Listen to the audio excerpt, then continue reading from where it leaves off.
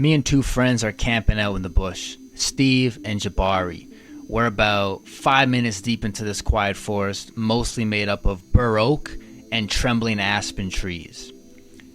Everything feels ancient, untouched by humanity. We make our own little campsite within a small clearing between three trees. We hang our hammocks to form a triangle, and we eat magic mushrooms about the shush. Listen to slush tunes. 2 hours of bliss pass. Time feels more thick, vast. Then this shared, wordless feeling rises at the exact same time in all of us. It's time to leave the forest and go explore. It's too congested in here. We all feel it. But Steve is the one who verbalizes it. I was thinking about it for a few minutes, like it feels like it's time to leave the forest. Like the forest was nudging me, but I was feeling too anxious to say it, not wanting to kill vibes, because then guilt rides. So then we stand, fulfill strides. We step out from under the canopy of trees into the open. The moment we cross the threshold, the light hits us, glorious, golden, warm. It's that bright light feeling people talk about in near-death stories, like I'm walking into heaven. It's like being born and entering into a radiant, sufferingless world, as if the forest was a womb and we had just been delivered in this divine hospital. The sun is hot. It's a peak summer day, maybe 33 degrees Celsius. The forest has been shielding us from most of it. Now the heat wraps around me. It feels incredible. Right at the edge of the forest sits this long, gentle hill. It looks magical, like something out of a video game. It reminds me of Green Hill Zone from Sonic. The meadow is luminous and lush, a deep hydrated green. But some scattered khaki-colored scorched crunchy patches exist too. Little flowers are everywhere, purple, red, blue, yellow. They look vividly saturated. This is eye candy, literally. I taste the flowers as I stare, like they were pastries that were baked for hours with much care. Trance music is playing on a little speaker that Jabari has clipped to his bag. The sky is bright blue with thick, puffy, super white clouds drifting leisurely across it, as if they were high on mushrooms themselves as well. It looks exactly like that classic Windows XP background. Liminally beautiful. We start walking up the hill. It feels longer than it should, like the slope stretches as we climb, Like the slope elongates as we ascend. Like that staircase to the final Bowser in Mario 64. that never ends because you don't have enough stars. And then I noticed something. In my ears, heartbeat loud, pumping hard, boom, boom, boom, boom, boom, boom, boom, boom, boom, which makes me feel the banging in my chest, which forms this energy-sucking vortex in my belly, which makes my legs feel heavy, which makes my breathing sound loud, which makes me have to mouth breathe just to feel like I'm getting enough air. The world around me is beautiful. Overwhelmingly beautiful. Not quite as overwhelming as my drowsy, feeble-feeling body, though. I try to smile. I notice the flowers, the sky, the plush texture of the grass, the gratitude of being alive, the geometry of the sunbeams, the color of the music, the smell of the birds chirping, the herbs flirting, the journey beside us, the wind that rides us, the forest we grew out from. I try to focus on all that. I try to let it all distract me, but my heart is beating too disproportionately speedy for how slothfully slow we're stepping. Boom, boom, boom, boom, boom, boom, boom, boom, boom, boom, boom. Slurred wording, filling a superb hurting. And that's when the feeling, the understanding, the knowing hit me. I'm dying. Not in a poetic way, literally, right now. This is it. It's coming to an end. Not in a poetic way. It's coming to an end. This ain't no fucking poem. This don't feel like no Fucking poem. At the time, in my sober existence, I think I have an undiagnosed heart condition because I have orthostatic intolerance. Sometimes when I stand up, my heart races. I get air hungry. My vision tunnels, I see Dark spaces, false fiends, lost dreams. I get dizzy. Sometimes I even drop to my hands and knees. Time feels Jammed and freezed. I guess because I have this uncertainty about my heart's condition, and the shrooms grab that uncertainty and they amplify it. Boom, boom, boom, boom, boom, boom, boom, boom, boom, boom, boom. I try to rationalize it. I tell myself it's just a shroom spewing rational lies, shit. But the pounding is way too intense for the activity level. Or maybe it's reciprocity. I beat my heart up, overdosing on the sodium, and now it's beating me up back, overboasting on the podium. I don't want to say anything to my friends. They seem merrily blissing in la la land, gleeful on the green hills. I don't want to slow them down or be the buzzkill who abruptly cuts the journey short. So I keep walking, pretending everything is fine, while inside I'm spiraling more and more into the certainty that I'm dying on this torrid fucking hill. Eventually we reach the top of this long mound. And there's a bench, this simple wooden bench that suddenly feels like salvation. It inverts my now gone frown. I suggest, no, I tell them, let's sit for a bit. If I can rest, I think, my heart will calm down. I won't die, I'll be okay. Jabari sits, Steve sits. I arrive third like a bronze crown. And take a seat. I won't die. I won't die.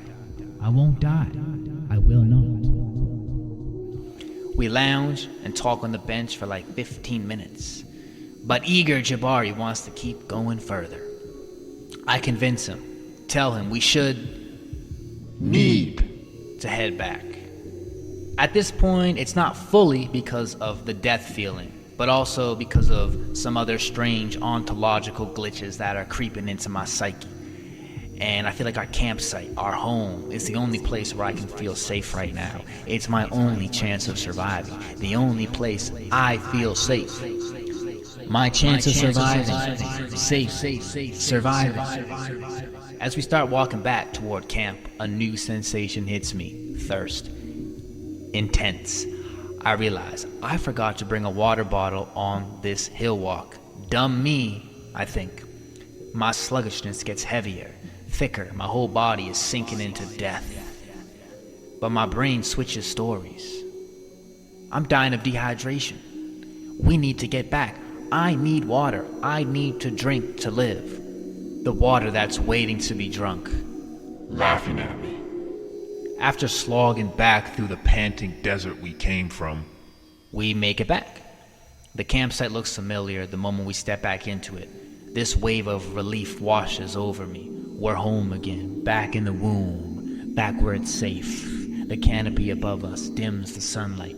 It feels colder, but in a good way, like jumping into a pool on a hot, sweaty day. I climb back into my quivering hammock, and I greedily start chugging my generous water bottles.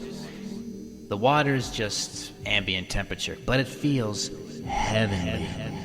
I down both my bottles, one half full, the other mostly full. And the thirst finally dies down. The waves of water willingly nourish me. I'm not dying of dehydration. Woohoo! A tiny bit of relief. The ontological fears are still there, though, swirling around me. It's this feeling like I'm the only real being in existence. like I made this whole world up because I was lonely, like I invented companions to trick myself into feeling less alone. It's this feeling like I'm trapped here forever, I'll never see my family again intentionally, and that it's my fault. I've abandoned them. Intense guilt. My friends are talking. Jabari at this point is basically sober. Steve was somewhere near the end of his come down. And me, I'm not really with them. I'm still stuck inside my head. No, I'm still stuck inside my dread. It's still on the rise like bread. Its size so spread. Wish I could just pull over the covers and hide in bed. But it's inescapable, a looping dread that keeps reshaping itself, a malleable dread, a dread that knows how to play the evolutionary game of survival of the fittest. And every time I try to face the dread, it Bitch slaps me. I'm its bitch. Dread made me its bitch. dread. You're a bitch. Every now and then, I catch pieces of what Jabari and Steve are saying. Jabari starts lamenting Hulk Hogan, who had literally just died a day or two before. Jabari loved wrestling growing up, still does too. So he's sad about it, reminiscing. My brain panics. Oh, he's talking about death. Because I'm dying. Everything my friends say feels Coded, symbolic, hidden messages meant for me.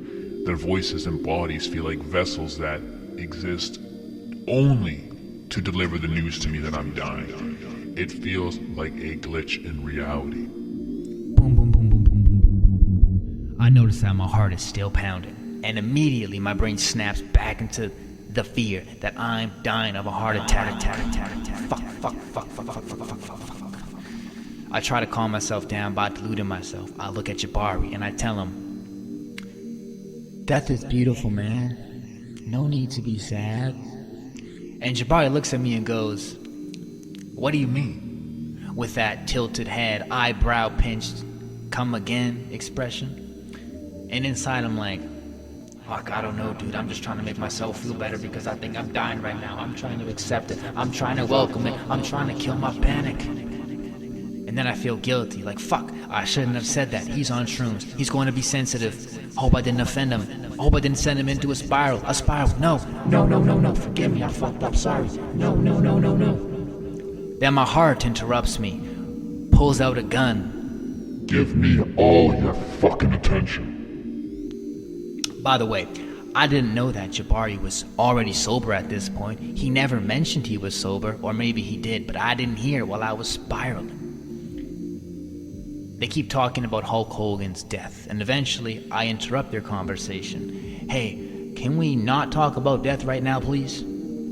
Jabari instantly gets it. He apologizes. He probably didn't realize I was still deep inside a trip.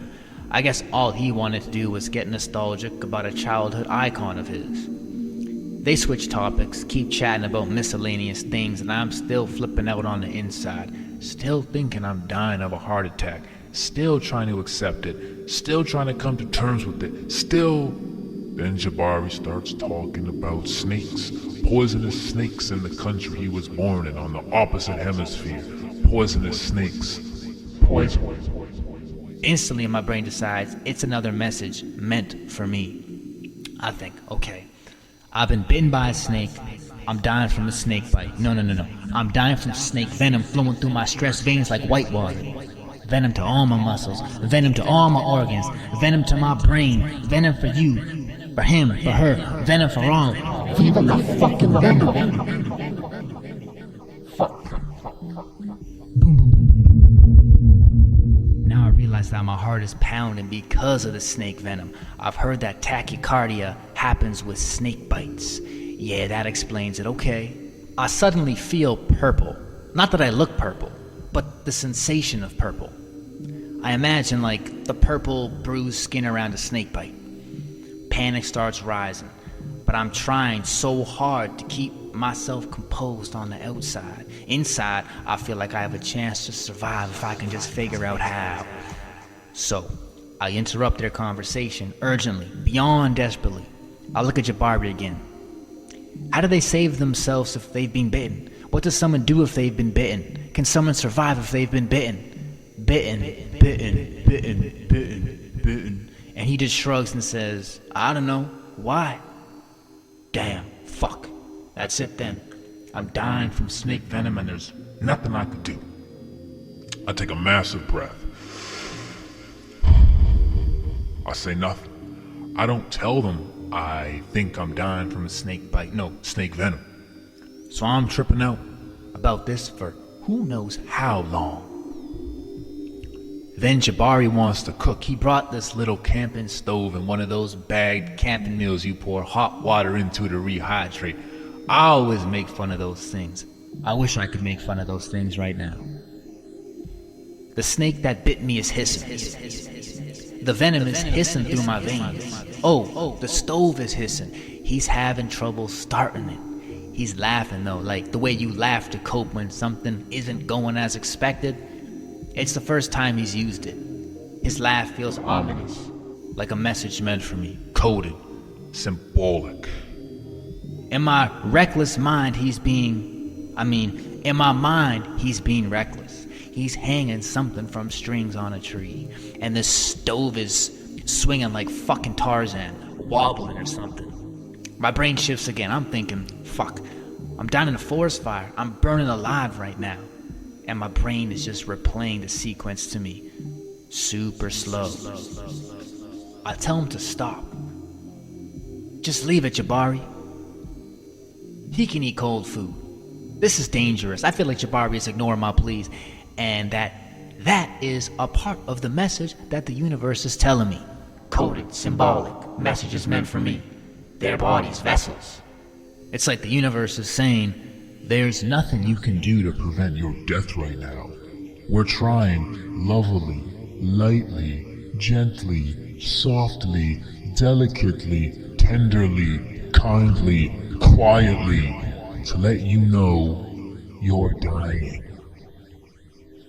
I imagine the fire visually, viscerally, vividly, intrusive flashes of the trees around us. Dosed, catching fire, my throat scratching drier, the rope snapping, my hope crashing, the stove swinging too far and igniting everything. There I am, laying in there dead. I couldn't stop the scenes from playing in my head. He keeps trying for what feels like forever, a rever, ever,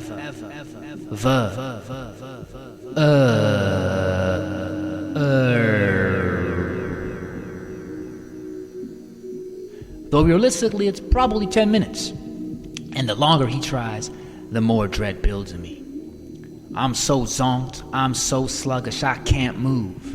And even if I could, we're deep in the bush. I have no sense of orientation. I'd get lost instantly. I already feel lost, completely lost. The forest feels like a cage.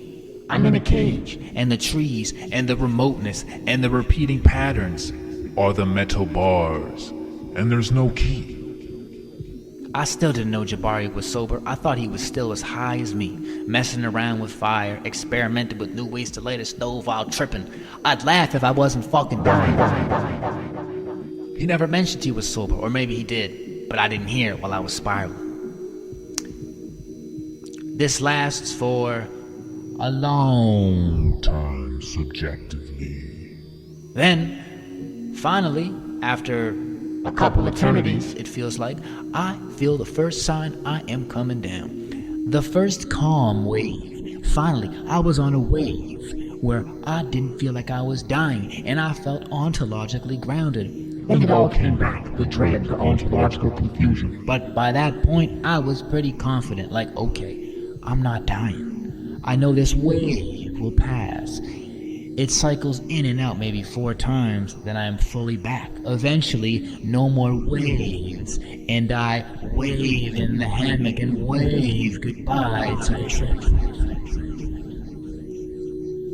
Okay, so that story I wanted to tell in a vivid way for fun. I'm getting into storytelling. I have a cool idea of mixing storytelling and music, trying to make something really, really immersive. So this is kind of a practice run for me on some of the elements. But the second story, this is actually the first time I've been in a death loop. That story I just told is the second time I've been in a death loop. But this next story I'll tell, I'm just going to tell it more quickly, chronologically, just in the order. Basically just going to outline the order of the death causes in the death loop. So, on this hiking trip, we were staying in a remote cabin way out in the wilderness for a night, and we took mushrooms there. About 3 hours into the trip, the death loop starts. So I saw blue lights from flashlights outside through the cabin window in the darkness and imagined they were first responders coming to rescue me because I had died. Earlier that day, the trail had been slippery in spots. Canadian shield stones in late April, early May, everything wet from snow melt, and, I'd been hiking pretty recklessly, just having fun doing it. So it made perfect sense in the moment that I had slipped, cracked my head, and was now dying from a cracked skull. I thought that for a while. Then the cause changed. A couple of the guys were flexing and posing in the window reflection, just messing around, but it primed this weird violence association in my head. Human on human violence. Again, symbolism. Like from the first story, it's like, my brain on shrooms thinking like, oh no, people wouldn't just be flexing for fun. Everything that happens must be a message for me, an ominous message for me. So yeah, that type of shit can happen on shrooms. The term I'm aware of that describes this is called delusions of reference. So suddenly I was convinced I pissed someone off on the trail, and then they sucker punched me, and I fell on the stone slope and smashed my skull. That became the new real cause of my death. And then it switched again, food poisoning. Someone mentioned that theory that mushrooms feel like food poisoning to the body, like the body interprets it as being poisoned and the trip is basically a fever dream. My brain grabbed that and ran with it. I thought I was dying of food poisoning now. I must have eaten something wildly harvested on the trail. Again, something my reckless self would do. And then finally, the longest, the cabin fire. Early in the trip, when I was alone in the cabin with just one other friend, the fire in the fireplace was dying down and the room was getting cold. I wanted to add more logs, but I was super high and didn't trust myself, so I didn't. I kept having intrusive visions, though, of the cabin burning down. This all happened before I felt like I was dying, by the way. Before I saw the flashlights in the window and thought I had cracked my skull on the trail. This was during the first hour or two on the trip, and I was in La La Land at this point, enjoying the trip.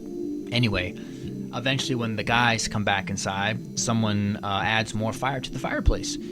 They keep on feeding it, and hours later I noticed the cabin was really hot, and my brain connected the dots in the worst way possible. Getting hot meant death by fire. That's what the heat meant. It was a symbol for me, a message for me, right?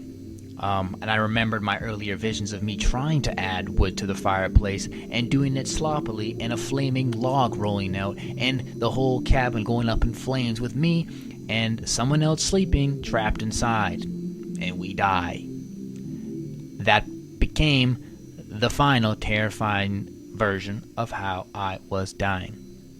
So yeah, I've experienced death loops twice, and I've read a couple other stories of people's as well, and they describe similar patterns. Feeling like they're dying, and the causes of death shifting as time progresses, and the scenery changes, and all that shit. So it's like the brain thinks we're dying, and it latches onto something going on, something we smell, see, words someone says, recent memories or visions. Anything even remotely plausible becomes the explanation or the cause.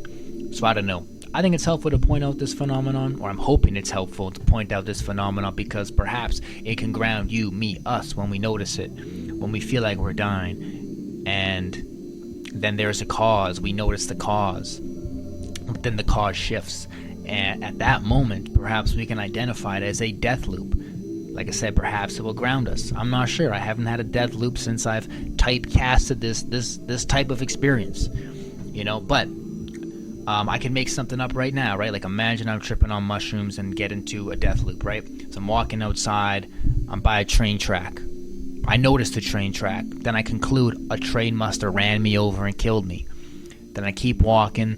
The train track is no longer in my sight, but it's cold, it's winter, so I've now realized, I died freezing to death. I keep walking and get inside somewhere warm. I get to my friend's place. I'm not freezing anymore, so my brain rules it out. But my brain, needs something to explain why I'm dying. So then I notice my friend in the house cutting potatoes. I noticed the knife, and now I think, oh fuck, he's gonna stab me to death. Not going to, he does. He already did. He already stabbed me to death, and I'm just replaying everything that led to it. So then we panic. We run outside. We run across the street recklessly, and after crossing a few intersections, during this one crossing, we notice a car's headlights speeding toward us. It doesn't hit us, but we realize, oh, we die from being hit by a car.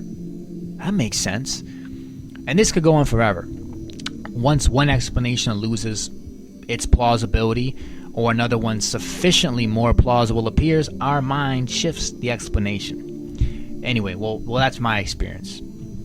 So, I'm hoping that because I've typecasted this, that I'll be able to recognize it when it happens. I know on probably the first cause, I'm probably not going to be able to get out of it. But once the cause changes and shifts, I'm thinking, okay, now I know this is a death loop. You know, we've seen this before. We understand it.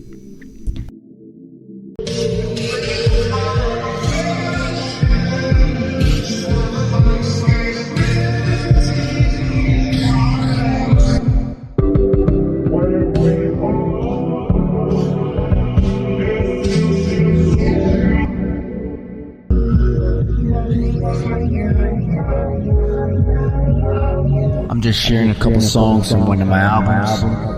If you like the vibe, the full album's in the description.